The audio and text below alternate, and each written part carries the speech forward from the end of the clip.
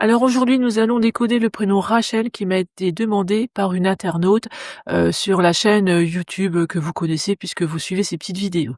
Alors, ce prénom Rachel, on va commencer par le décrypter en numérologie, hein. Le R va devenir 9, le A va devenir 1, le C va devenir 3, le H va devenir 8, le E va devenir 5 et le L va devenir 3. Le total nous fait 29. 2 plus 9, ça fait 11, donc on en reste là. Puisque c'est un maître nombre, on ne réduit pas à 2. D'accord? Donc, le prénom Rachel a une vibration en 11 de maître nombre qui veut nous dire guider et inspirer.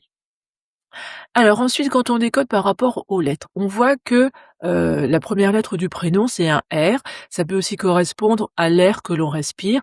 Donc, comme c'est au début, est-ce que cette âme qui s'est incarnée dans ce corps de Rachel, est-ce qu'elle est née avec le corneau autour du cou?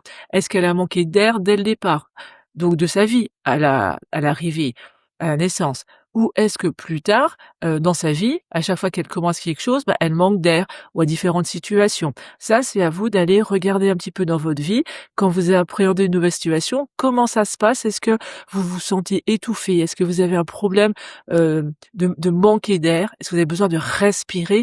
Ou même, est-ce que vous avez des problèmes respiratoires carrément et des douleurs aux poumons ou ce genre de choses? D'accord? Rachel, c'est quelqu'un qui va être indépendant, plein d'énergie, impatiente, jalouse. Il y a aussi un petit peu de dévalorisation dans son prénom et d'orgueil. Alors on va aller chercher également une dualité entre les parts d'ombre, comme la peur, comme l'angoisse, et les parts de lumière de cette Rachel. Et cette personne est venue faire évoluer son clan familial. D'accord? C'est un petit peu comme tout le monde, mais là, c'est lié, ce prénom Rachel est lié, un peu au Christ, tous les prénoms en Christ, donc vous pouvez regarder s'il y en a dans votre arbre ou pas. Donc on est assez lié à ça et à cette notion de sacrifice et de faire bouger les choses, de venir arriver dans un monde un peu différent, dans une structure un peu différente, où on a un petit peu le mouton noir et il va falloir, si on le désire, hein, si on en a la force, évoluer, faire monter un petit peu tout ça, faire prendre conscience à notre entourage de ce que l'on est. N'oubliez pas qu'au départ, je vous ai dit que Rachel, c'est une énergie en 11, c'est guider et inspirer. Donc, elle va être un petit peu un meneur dans son clan pour les amener vers une autre voie et les libérer. C'est aussi peut-être lié au prénom Emmanuel, qui est fêté le 25 décembre, comme je viens de vous dire, avec tous les Christ, Christian, Christiane et tous ces prénoms-là.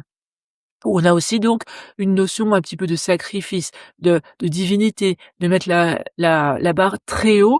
Donc on peut des fois être un petit peu, déçu parce qu'on n'arrive pas forcément à faire tout ce qu'on a envie comme on aurait envie de le faire. Au niveau des anagrammes de ce prénom, on peut retrouver Charles dans le prénom de Rachel.